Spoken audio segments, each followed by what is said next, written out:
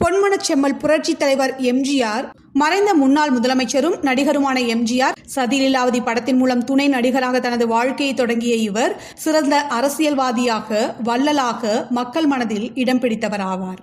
பிறப்பு 1917ஆம் ஆண்டு ஜனவரி 17ஆம் நாள் இலங்கையின் கண்டிக்கு அருகே உள்ள நாவலப்பிட்டியில் பிறந்தார்.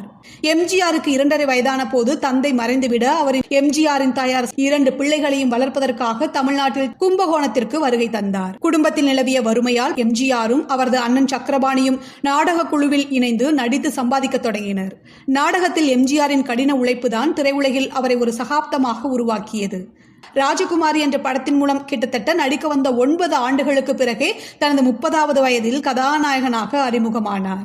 தன் விடாமுயற்சியாலும் அயரா உழைப்பாலும் முன்னேறிய எம்ஜிஆர் மொத்தம் 136 படங்கள் நடித்துள்ளார். இவருடைய நடிப்பும் இவர் பேசிய வசனங்களும் மக்களை வெகுவாக கவர்ந்தன. அன்று இவரது நடிப்பிற்கு மயங்காதவர்கள் யாரும் கிடையாது. சினிமாவை பொழுதுபோக்கு சாதனமாக மட்டுமே பார்த்த நேரத்தில் அதற்குள் சமூக அக்கறையும் அறத்தையும் புகுத்தியவர் புரட்சித் தலைவர் எம்ஜிஆர். வள்ளல் குணம் 1962ஆம் ஆண்டு சீனா இந்தியா மீது போர் தொடுத்த நேரத்தில் அன்றைய பிரதமர் ஜவஹர்லால் நேரு நாட்டு மக்களிடம் ரேடியோவில் உரையாற்றி ராணுவத்திற்கான யுத்த நிதி வழங்குமாறு கோரிக்கை விடுத்தார். அதை கேட்ட எம்ஜிஆர் யுத்த நிதி அளிக்க முதலில் முன்வந்தவர். அவர் 75,000 ரூபாய் நிதிக்கான காசோலையை அன்றைய தமிழக முதல்வர் காமராஜரிடம் வழங்கினார். 75,000 ரூபாய் இன்றைய மதிப்பில் கோடிகளாகும். இந்த செயல் அன்றைய பிரதமர் ஜவஹர்லால் நேருவின் கவனத்திற்கும் வந்தது. நாட்டின் குடிமகனாக தனிப்பட்ட முறையில் யாரும் தராத அளவிற்கு பெரிய தொகை வழங்கிய எம்ஜிஆருக்கு பிரதமர் நேரு தனது கையெழுத்துடன் நன்றி கடிதம் அனுப்பினார். இந்த கடிதம் எம்ஜிஆரின் வள்ளல் குணத்திற்கு சான்றாக அமைந்தது. அரசியல் அறிஞர் அண்ணா மீது உள்ள பற்றால் திராவிட முன்னேற்ற கழகம் கட்சியில் சேர்ந்த எம்ஜிஆர் பின்னர் அரசியலில் முழுமையாக இறங்கி மக்களுக்கு தொண்டுகளை ஆற்றத் தொடங்கினார். பேரறிஞர் அண்ணாவின் மறைவை தொடர்ந்து 1972இல் திமுகவிலிருந்து எம்ஜிஆர் வெளியேற்றப்பட்டார். பின்னர் அனைத்திந்திய அண்ணா திராவிட முன்னேற்ற கழகம் என்ற கட்சியை தொடங்கினார்.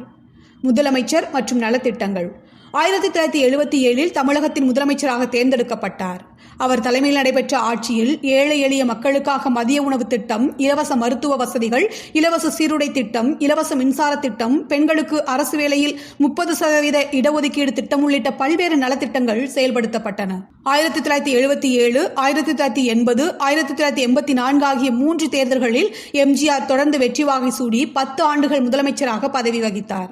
இதில் 1984ஆம் ஆண்டு உடல்நிலை மிகவும் மோசமாக இருந்ததால் தேர்தல் களத்திற்கே செல்லாமல் மக்களை சந்திக்காமல் வெற்றி பெற்றார். மக்களை சந்தித்து வாக்கு கேட்காமலே தேர்தலில் வெற்றி பெற்றவர் என்ற பெருமை எம்ஜிஆரை மட்டுமே சேரும்.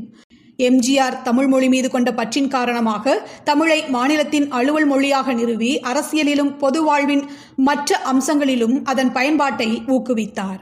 மறைவு 1980களின் நடுப்பகுதியில் அவரது உடல்நிலை குன்றத் தொடங்கியதைத் தொடர்ந்து மேலும் சிறுநீரகம் தொடர்பான பிரச்சனைகளுக்கும் ஆளாகி சிகிச்சை மேற்கொண்டார். இந்த நிலையில் டிசம்பர் 24, 1987இல் அவர் இறுதியில் தனது 70வது வயதில் மறைந்தார். இவரின் இறப்பை கேட்டு தமிழக மக்கள் மீளா துயரத்திற்கு ஆளாகினர்.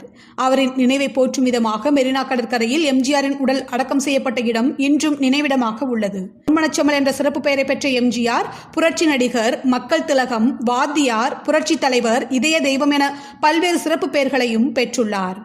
விருதுகள் எம்ஜிஆர் திரைப்படங்களில் நடித்து பல்வேறு விருதுகளை பெற்றிருந்தாலும் 1988ஆம் ஆண்டு மார்ச் 19ஆம் தேதியன்று இந்தியாவின் மிக உயரிய விருதான பாரத ரத்னா விருதை அரசியல் மற்றும் திரைப்படத்துறையில் அவர் ஆற்றிய சிறந்த பங்களிப்பிற்காக பெற்றார். இதுபோன்ற வீடியோக்களை தொடர்ந்து காண மாயோமேக்ஸ் டிவிக்கு சப்ஸ்கிரைப் செய்யவும். நன்றி.